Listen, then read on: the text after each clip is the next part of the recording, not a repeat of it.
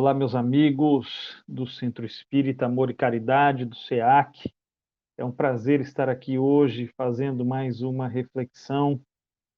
Vamos falar sobre a caridade. Que tema bom, que tema bacana, que tema positivo que nos leva a pensar de uma maneira um pouco mais otimista na vida. Como é bom poder falar sobre a caridade. Nós faremos algumas reflexões acerca da caridade. A caridade, meus amigos, que é a alma do espiritismo, né? Allan Kardec, quando, junto com os bons espíritos, construiu a teoria espírita e também, naturalmente, né, colocou-a em prática por meio dos trabalhos mediúnicos, Allan Kardec, ele elegeu a caridade como a alma do espiritismo. Tanto é que ele trouxe o lema: fora da caridade não há salvação. Ou seja, nenhum de nós conseguiremos nos salvar, e aqui a salvação, não no sentido literal do termo, porque ninguém está perdido, mas é salvação no sentido de paz de consciência, de serenidade, de tranquilidade, de estar bem resolvido consigo. Então, nós não conseguiremos nos salvar se não estivermos bem resolvidos com nós mesmos. Então, por isso que, de uma maneira muito profunda, Allan Kardec nos trouxe esse lema: fora da caridade não há salvação, estabelecendo sempre aquele elo, aquela relação de nós para com Deus, de nós para com o nosso próximo e, claro, de nós para com nós mesmos. Então, a caridade, ela precisa ter conexão com esses três campos: Deus, a inteligência suprema, causa primária de todas as coisas, precisa ter conexão com o próximo e precisa ter conexão também com nós mesmos. Qualquer um desses elos que nós negligenciarmos, a situação não fica muito boa. Então, não adianta absolutamente nada eu falar que acredito em Deus, na inteligência suprema, causa primária de todas as coisas, mas eu ajo de uma maneira como se não acreditasse, como se não tivesse a certeza de que tudo está certo como está, de que Deus não erra em seus propósitos. Também não adianta absolutamente nada é falar que amo o meu próximo, mas agir de maneira completamente egoísta. E também não dá para ajudar o próximo, para ter essa crença, essa fé em Deus, mas também me negligenciar. Eu preciso, então, abordar esses três campos, eles têm que fazer conexão para a gente poder, então, encontrar essa salvação, que, repito, não é no sentido literal, mas no sentido simbólico. Salvação significa estar bem consigo, estar tranquilo. Aliás, os espíritos, eles abordam essa questão, a questão da felicidade. Em O Livro dos Espíritos, eles perguntam para Kardec: tem uma receita, né, uma receita de bolo para a felicidade, algo que seja geral, que sirva para todo mundo, para você, para mim, para o sujeito que está lá na China, nos Estados Unidos? E aí os espíritos falam: não, tem sim. Tem uma receitinha de bolo aí que a gente pode estar bem resolvido, a gente pode estar bem com nós mesmos. E aí Kardec pergunta: mas qual seria então essa receita? E aí os espíritos respondem: do ponto de vista material, a posse do necessário. Não dá para o indivíduo ser feliz se lhe falta o necessário. Como é que você vai ser feliz? Como é que você vai estar bem? Como você vai estar tranquilo se o teu filho está chorando de fome, se falta o necessário? Não tem como. Então os espíritos foram muito sábios ao darem essa resposta. Mas não fica por aí, porque não é só o campo material, mas há também o campo moral. E aí os espíritos dizem: a consciência tranquila e a fé no futuro. Que questão interessante é essa? Então, é mais ou menos por aí esse ponto da nossa salvação. É estarmos bem com nós mesmos, é estarmos bem resolvidos. Então, agora que a gente estabeleceu, né, o que é a caridade é a alma do Espiritismo, a gente vai aprofundar um pouco mais no campo da caridade. Então, o que, que a gente entende por caridade? Né? O que, que nós conseguimos entender por caridade? Porque se eu pegar o dicionário, pode ser que eu não encontre uma definição como Allan Kardec nos traz a caridade. Então, a caridade ela não é meramente você identificar alguém que está precisando materialmente de algum dinheiro, de algum alimento, de alguma coisa, e você levá-la para essa pessoa. Isso é caridade? Sim, isso é caridade. Mas a gente tem que fazer uma distinção também, porque a caridade, ela é um pouco mais profunda. E aí nós temos que fazer a distinção entre fazer caridade e fazer o bem. Muita gente confunde. As pessoas acham que é a mesma coisa, fazer o bem com fazer a caridade. E não é. Não é a mesma coisa. Vocês poderão estar pensando assim: "Poxa, mas esse rapaz, ele como assim, né? Fazer o bem não é caridade?" Não, sim, fazer o bem pode ser caridade, mas a caridade, ela é mais profunda. Por quê? Porque a caridade tem um componente, a caridade, conforme nos ensina Kardec e os bons espíritos, a caridade, ela é desinteressada. A verdadeira caridade, a caridade legítima, genuína, ela não tem nenhum tipo de interesse, a não ser a felicidade do outro. Essa é a caridade que a doutrina espírita nos traz. E eu, então, meus amigos, eu posso estar fazendo o bem, entretanto, não necessariamente eu estou sendo caridoso. Por quê? Por trás dessa minha ação benevolente, pode haver algum interesse escondido. Então, vamos para um exemplo para ficar bem claro. Ah, em época de eleição, o político que distribui cesta básica, ele está fazendo bem? Tá, ele está fazendo. Não, não é fazer o mal dar cesta básica para alguém, não é fazer o mal, mas ele está sendo caridoso? É complicado isso. Por quê? Porque ele tem um interesse. Ele tem o interesse de agradar, de ser simpático, ele tem o interesse de receber aquele voto. Então, ele está fazendo bem, mas não necessariamente ele está sendo caridoso. Agora, essa é uma questão íntima que nós perguntamos a nós mesmos. Naquele determinado ponto, será que eu fiz o bem? Ou será que eu fui de fato caridoso? Que eu agi de maneira espontânea, desinteressada, apenas para ver o sorriso na outra pessoa? Ninguém pode dar esse veredito a não ser nós mesmos. Somos nós que conseguiremos bater esse martelo e falar: puxa, dessa vez eu fui caridoso, não, puxa, dessa vez eu tinha um interesse por trás disso. Mas veja, eu não estou dizendo que nós não devemos fazer o bem, tá? Mesmo com interesse, é melhor fazer o bem do que não fazê-lo. É melhor fazer o bem do que não fazê-lo, mesmo que seja por interesse. Também é uma questão de treino. Eu vou treinando constantemente, eu vou exercitando de uma tal maneira que eu acabo criando habilidade naquilo. Aquela ação, ela passa a ser natural, faz parte do meu ser. Então, a caridade, ela se inicia justamente com essas boas ações, com esse fazer o bem. Sabe quando a gente vai, nossa, puxa vida, você vai lá ajudar na casa espírita, e aí as pessoas brincam, vai ganhar lá o bônus hora, fazendo uma referência ao, ao livro Nosso Lar, psicografia do Chico Xavier, ditado pelo espírito André Luiz. Vai ganhar o bônus hora, que é a moeda de quem trabalha lá em Nosso Lar, segundo o André Luiz. E aí as pessoas no meio espírita, no movimento espírita, brincam. Mas aí nós ficamos nos questionando: puxa vida, será que eu estou indo naquele local, ajudar numa feira do livro, ajudar na distribuição de sopa, distribuir mensagens ali na porta do centro? Será que tem algum interesse meu por trás? Então, só eu vou conseguir responder isso. Qual que é a meta? A meta é nós atingirmos esse ponto mais alto, né? É culminar com a caridade espontânea, aquela caridade desinteressada, de tal modo que quando alguém vier nos agradecer, nós falamos: puxa, fulano, mas eu ajudei você, e aí a pessoa fala: sim, você me ajudou. Aquele dia, assim, assim, você fez isso para mim. E nós, puxa vida, nem lembrava mais de que eu tinha ajudado ele. Por quê? Porque as nossas ações, elas são espontâneas, de tal modo que somos caridosos, né? Fazemos o bem de maneira desinteressada.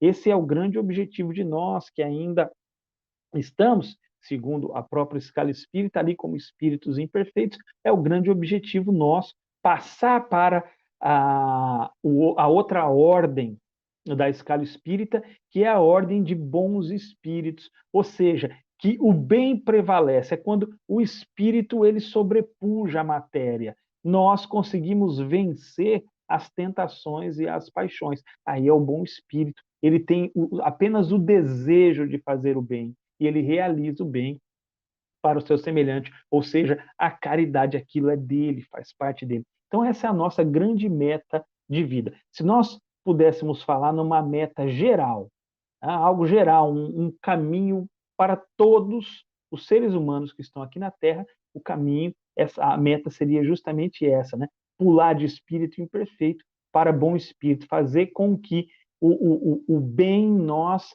prevaleça sempre e que nós cheguemos a esse ponto, né, de praticar o bem de maneira desinteressada, e aí nós entramos, então, nesse campo da caridade. Já pensou quando nós atingirmos esse nível, esse ponto, e formos realmente caridosos? Imagina é, quanta leveza estará conosco.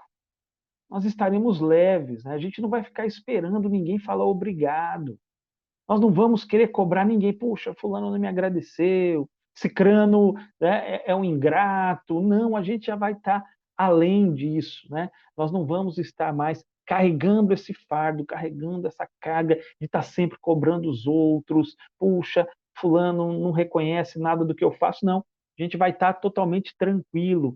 É essa salvação que a doutrina espírita nos traz, repetindo, a gente vai estar bem consigo mesmo. Tem coisa melhor do que isso, meus amigos? De nós estarmos bem com nós mesmos, é a melhor coisa que pode nos acontecer. Muitas vezes as pessoas pedem saúde, bacana, legal, saúde é muito bom. Pedem dinheiro, show de bola também, o dinheiro ajuda. Não dá para falar que o dinheiro aqui nesse mundo material não ajuda, porque ajuda. Porém, o mais importante é a serenidade. O indivíduo está bem resolvido consigo, sereno, tranquilo, fez tudo aquilo que estava ao seu alcance, cumpriu o dever. Vou deixar até como dica de leitura depois, abram lá o Evangelho segundo o Espiritismo e procurem a mensagem O Dever, ditada pelo Espírito Lázaro. É uma mensagem fantástica, fantástica. É uma mensagem que eu penso que deveria servir mensagem de cabeceira para todos nós. Deveríamos estar sempre refletindo em torno dessa mensagem O Dever, que está em O Evangelho segundo o Espiritismo, ditada pelo Espírito Lázaro. Olha, eu vou comentar aqui com vocês uma questão que eu acho sensacional. É impressionante o encadeamento lógico que Allan Kardec coloca ali em O Livro dos Espíritos. É muito interessante. Eu vou falar agora sobre a questão 886. Nós falamos que a caridade é a alma do espiritismo, que fora da caridade não há salvação, fizemos a diferença entre fazer o bem e caridade, falamos que é bacana, é legal também fazer o bem, mas que a nossa meta é chegar a fazer esse bem de maneira desinteressada, que aí é igual à caridade que traz a doutrina espírita, para a gente chegar nessa questão 886. Olha o que pergunta Kardec para os espíritos na questão 886. O que é a caridade segundo entendia Jesus? Essa pergunta de Kardec, ela é sensacional. O que é a caridade segundo entendia Jesus?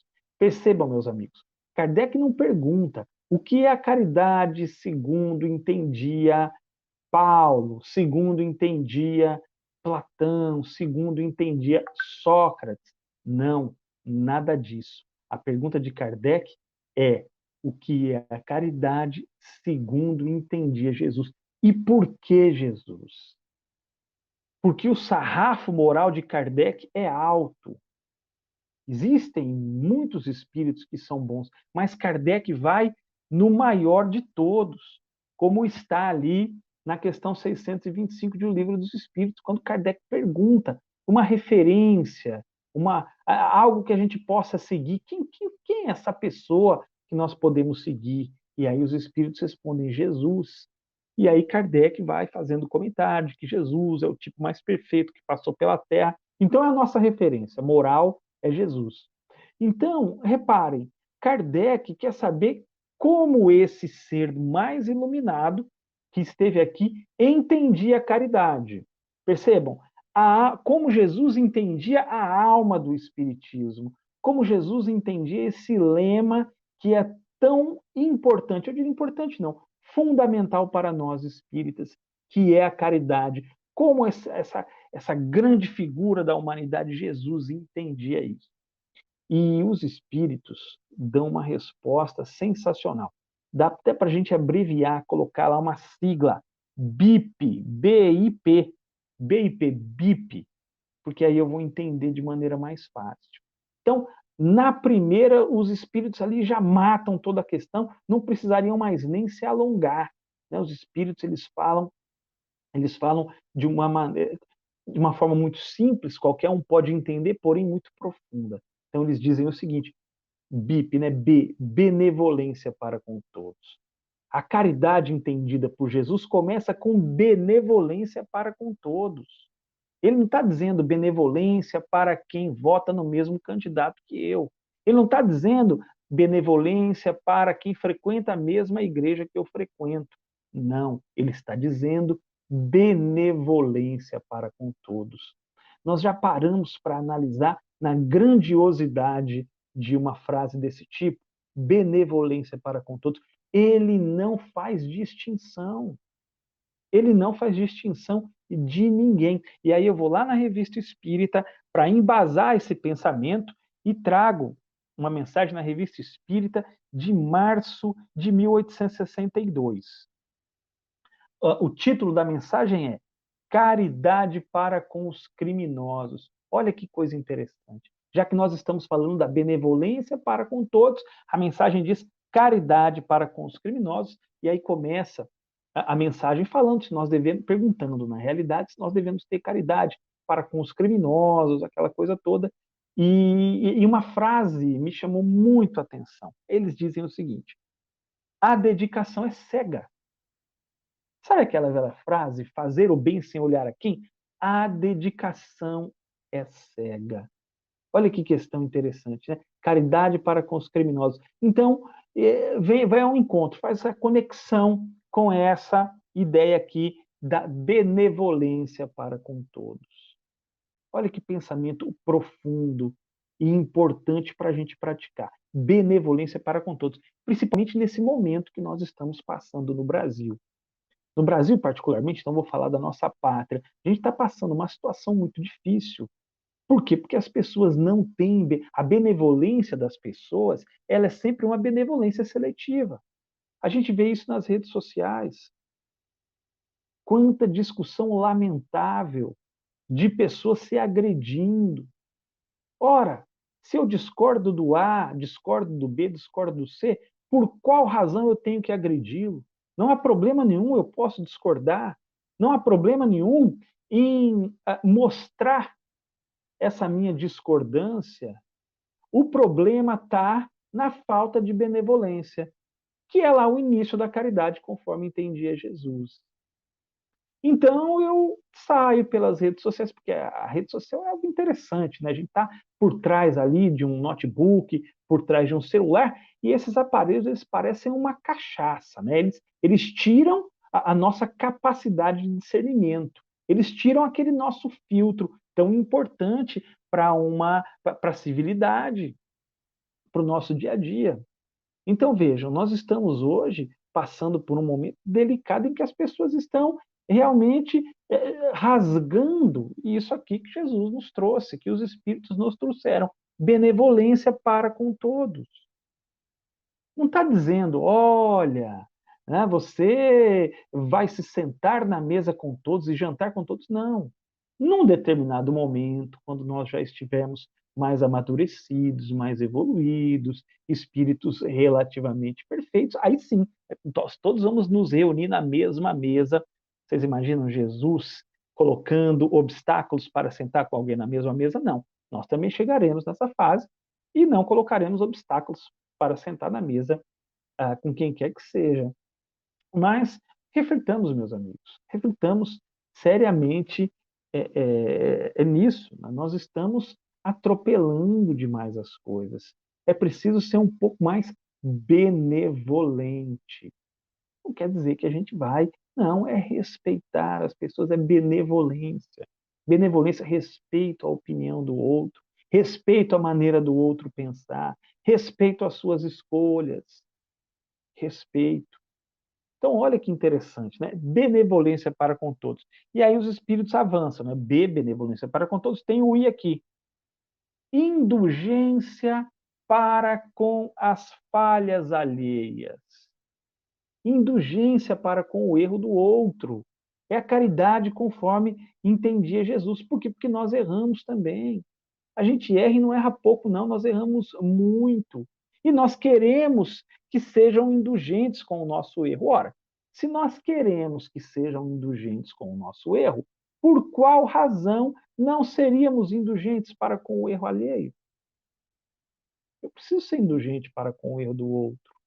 A partir do momento que eu compreendo bem a doutrina espírita, que eu sei que estou vivendo num mundo de provas e de expiações, o que significa viver num mundo de provas e de expiações? Significa estar lado a lado com o erro. As pessoas erram, nós erramos. Isso faz parte da existência humana. Então, é preciso ter indulgência. Sabe quando nós falamos levar a vida de uma maneira muito mais leve, de uma maneira muito mais tranquila? É de fato indulgente com o outro. As pessoas errarão conosco, nós também erraremos com as pessoas. Um outro ponto que eu gostaria de chamar a atenção nesse tema aqui da indulgência é de que as pessoas acertam, de 10 oportunidades, as pessoas acertam conosco 8, mas nós nos lembramos sempre daquelas 2 vezes que elas erraram. É preciso olhar também o lado positivo da coisa. Poxa, por que eu vou olhar só para o lado negativo? Prestem atenção. Às vezes acontece conosco também, né? A gente ajuda.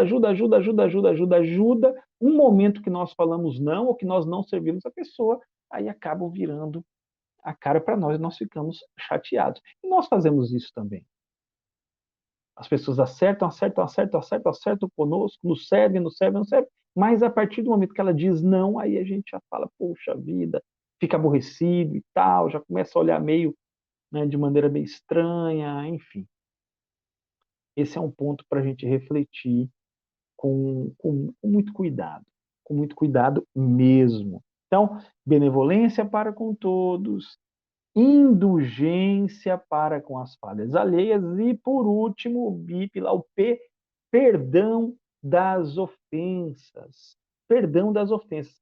Perdão das ofensas dos outros. O auto-perdão também é muito importante. O auto-perdão. Erramos aqui? Ok, erramos. A gente vai extrair a lição daquele erro e vamos seguir em frente. Né? Não dá para ficar a vida toda ali pensar, eu errei, pensando naquele erro. Não, vamos em frente, vamos em frente. Perdão das ofensas. O ideal é chegarmos num ponto em que nós não precisaremos mais perdoar quem quer que seja. Não vamos perdoar ninguém. Por quê? Porque já não vamos mais nos ofender. A gente vai estar num estágio tão avançado que o outro fizer é realmente um problema do outro. Mesmo que venha, de alguma maneira, resvalar em mim, mas é um problema dele. Pior seria se fosse eu a cometer o mal. Pior seria se fosse eu a cometer o mal. Chico Xavier que faz um comentário nesse sentido que eu acho de uma inspiração fantástica. O Chico diz o seguinte: puxa vida, receber o mal é ruim, dói, machuca a gente. Porém, pior ainda seria fazer o mal. Pior ainda seria fazer o mal. E é terrível. Por quê? Porque as leis de Deus, elas estão escritas na nossa consciência. Então, a depender do nível de progresso, de evolução que eu esteja como espírito, fazer o mal vai me doer muito. Vai doer ali, a minha consciência ela vai estar ali, me acusando constantemente. Então, o ideal seria não perdoar, a gente passar desse nível, mas enquanto não chegamos lá, nós perdoamos. Só temos que tomar um cuidado. Essa questão do perdão, ela é bem melindrosa. Um cuidado, sabe qual cuidado? De perdoarmos demais. O que isso significa? Eu tenho que tomar cuidado se eu estou perdoando muito. É para não perdoar as pessoas? Não. Não, não é que é para não perdoar as pessoas, mas é levar uma vida mais leve, né? Qualquer erro, o amigo atrasou lá no almoço, e aí eu fico logo de cara feia, fico emburrado, e aí eu tenho que forçar sempre as pessoas a estarem pedindo desculpas, a estarem pedindo perdão para mim.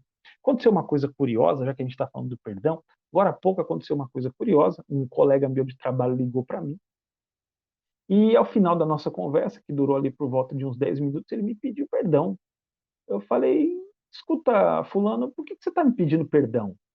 Ele falou, não, é meu jeito de ser e tal. E aí, mais 2 minutos de conversa, ele me pediu perdão de novo. Eu falei, eu vou pregar uma peça nele. Porque ele não me fez nada, por que ele está pedindo perdão? Eu vou pregar uma peça nele. Falei, fulano, é o seguinte, eu estou começando a ficar preocupado, você deve ter feito alguma coisa para mim.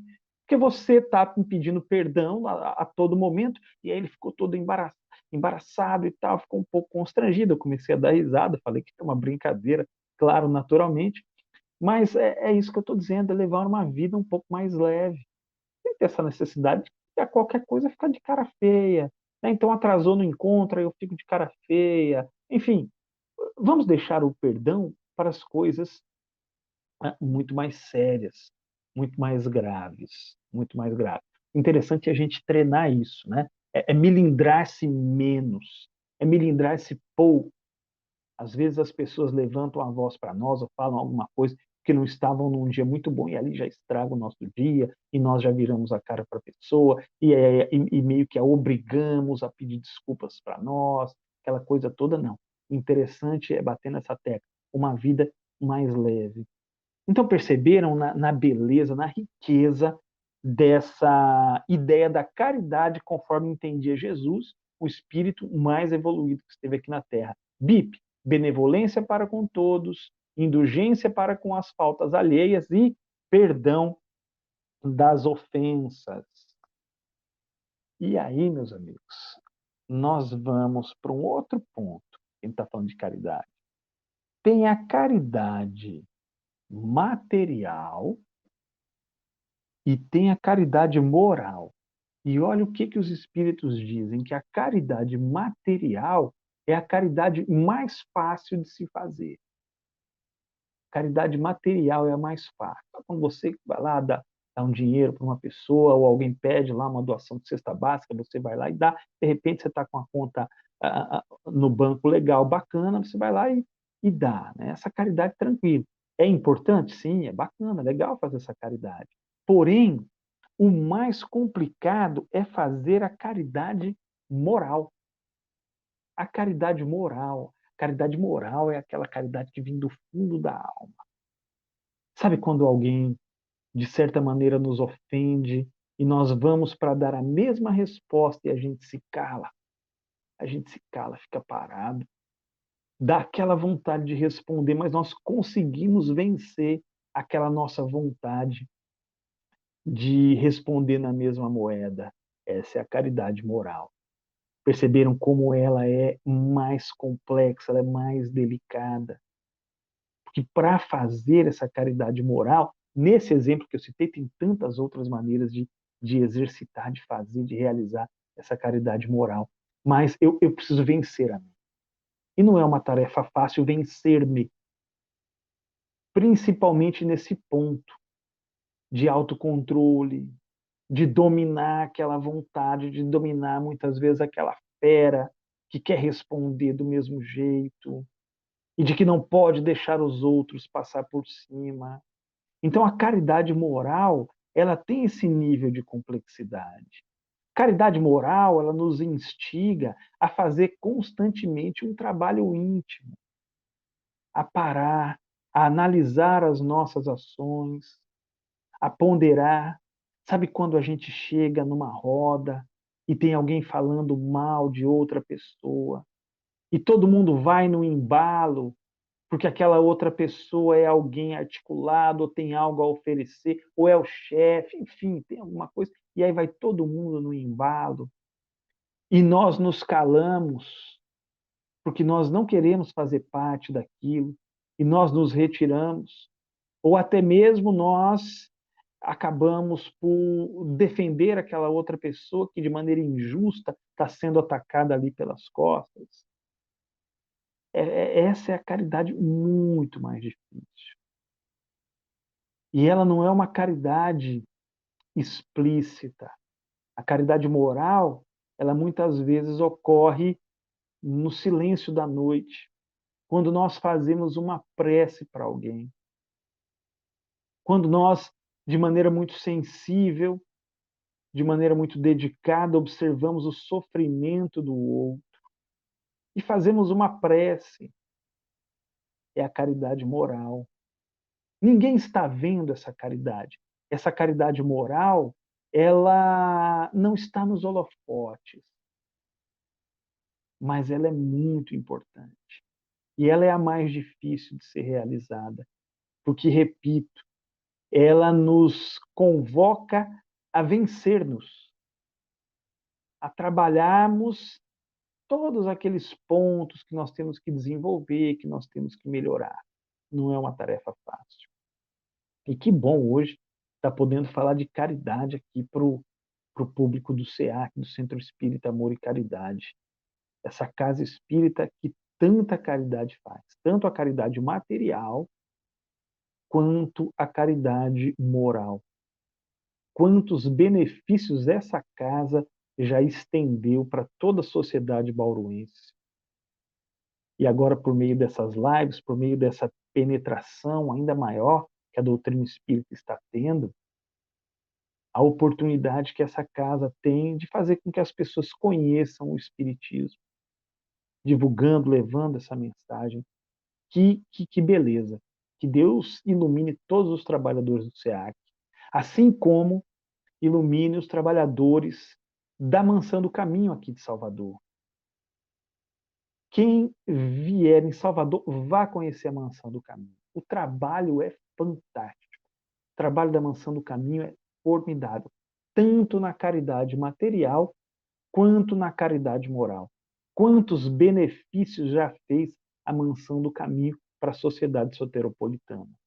Inúmeros. Quantas pessoas empregou, quantas pessoas profissionalizou, quantas mães atendeu de todos os tipos, pais, de todas as maneiras. Então, é muito bacana poder estar falando de caridade e exaltar essas duas entidades. E quantas entidades tem espalhadas pelo Brasil, promovendo essa caridade material e, sobretudo, a caridade moral, porque está levando uma boa palavra, está levando uma mensagem otimista, uma mensagem de fé, uma mensagem de esperança. E o que nós precisamos hoje no mundo é justamente isso, uma mensagem de esperança, de fé, de otimismo. Eu morei muitos anos em Bauru, morei perto de 30 anos em Bauru, a minha família está estabelecida aí em Bauru, os meus filhos estão em Bauru, eu resido em Salvador tem 7 anos apenas, e, e conheci aí em Bauru, na época, fazia faculdade, a mãe de um amigo meu, um grande Evander, a, a dona a dona Clotilde, ela, ela era uma pessoa, já desencarnou, uma pessoa extremamente caridosa. Ela não fazia o bem, ela de fato fazia caridade, porque era completamente desinteressada. E o Evander, ele ia às vezes na faculdade contando as histórias que a mãe dele aprontava, fazia, e a gente dava risada, porque era uma coisa muito espontânea. Depois que eu a conheci, constatei isso, uma coisa muito espontânea mesmo. E uma vez ela vai na casa de uma amiga de uma irmã da igreja, ela evangélica, protestante, vai na casa de uma irmã da igreja, e a irmã da igreja toda chorosa, a irmã da igreja ali, né, numa situação muito difícil, trabalhava lavando roupa e tinha quebrado o braço, não podia lavar roupa e tal. E ela escutou ali, né, consolou a irmã da igreja, deu algumas palavras de otimismo, de carinho para ela, né, encorajando, fazendo com que ela acreditasse no futuro melhor e tal, e foi embora.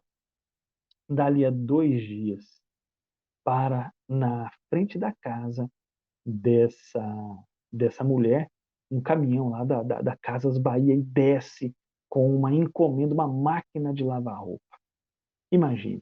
Chegaram na casa da mulher e a mulher, não, eu não fiz pedido nenhum, eu não comprei máquina nenhuma de lavar roupa. Não, a senhora comprou sim. Não, não comprei, mas mandaram entregar aqui. E aí foram ver quem é que tinha mandado levar essa máquina de lavar roupa lá. Foram ver, era a mãe desse meu amigo. Sensacional. E tem tantas outras histórias dela que nós ficamos sabendo. Então, as mulheres do bairro onde ela residia, às vezes, tinham filho e ela ia para a casa das mulheres limpar a casa, ajudar a cuidar da criança. E quando alguém perguntava para ela, mas irmã, quanto é isso? Quanto, né, está ajudando aqui? Ela, não, não, não, não, não, não é nada. E ela se retirava de uma maneira muito tranquila da casa e ajudava todo mundo. E são inúmeras histórias dela que eu conheço. Então, como é bom poder vir aqui hoje e fazer essas reflexões sobre a caridade, mas também trazer esses exemplos. Porque a gente acaba, né, na vida, muitas vezes, desacreditando das pessoas. Mas o mundo está melhorando, o mundo está progredindo. Por quê, meus amigos? Porque o progresso é uma lei.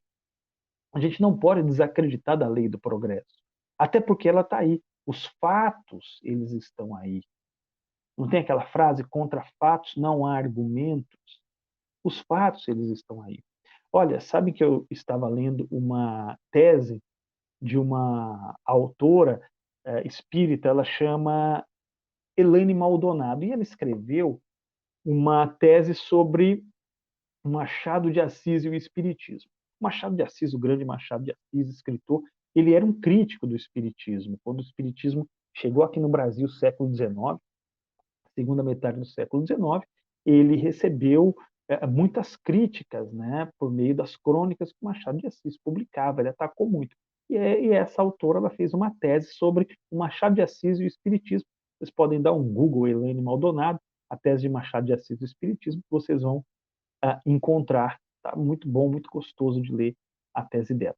Mas nessa tese, ela traz uma informação muito interessante. Né? Então, de 1872 a 1876, portanto, ainda Brasil Império, teve um censo no Brasil. Olha, naquela época, o Brasil não tinha nem 10 milhões de habitantes. Tá?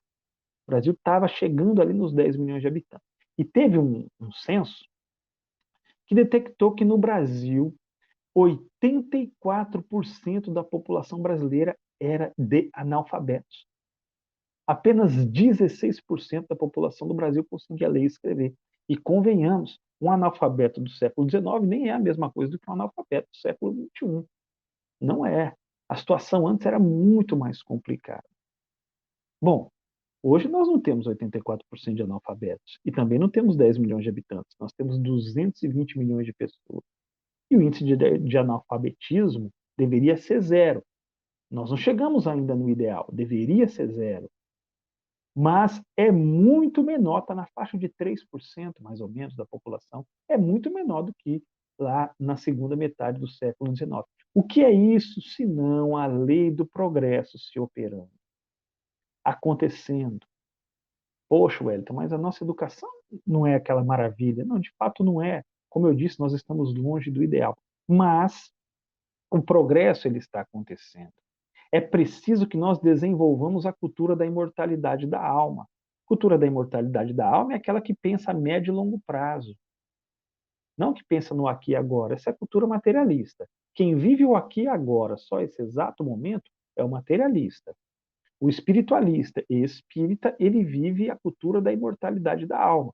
Então é preciso pensar com essa ideia de imortalidade da alma. Pois é, meus amigos, nós já estamos chegando no final da nossa explanação. Falar sobre a caridade, é claro que não dá para esgotar o assunto, tem muita coisa bacana sobre a caridade na Revista Espírita, no Evangelho segundo o Espiritismo, na doutrina espírita toda tem muita reflexão interessante sobre a caridade. A ideia aqui foi trazer um pouco mais de dúvida para vocês, né? Não é fechar, não é encerrar o assunto, trazer um pouco mais de dúvida para que vocês questionem e para que vocês vão pesquisar, para que todos nós possamos ir a fundo e pesquisar mais sobre esse tema tão interessante e fundamental para o nosso progresso intelecto-moral, que é a caridade, como nós já falamos no início. A caridade é a alma do Espiritismo. Por isso, Kardec trouxe o lema: fora da caridade não há salvação. Caridade é essa alma. Obrigado pela presença de vocês. Obrigado pela oportunidade de reflexão acerca desse tema.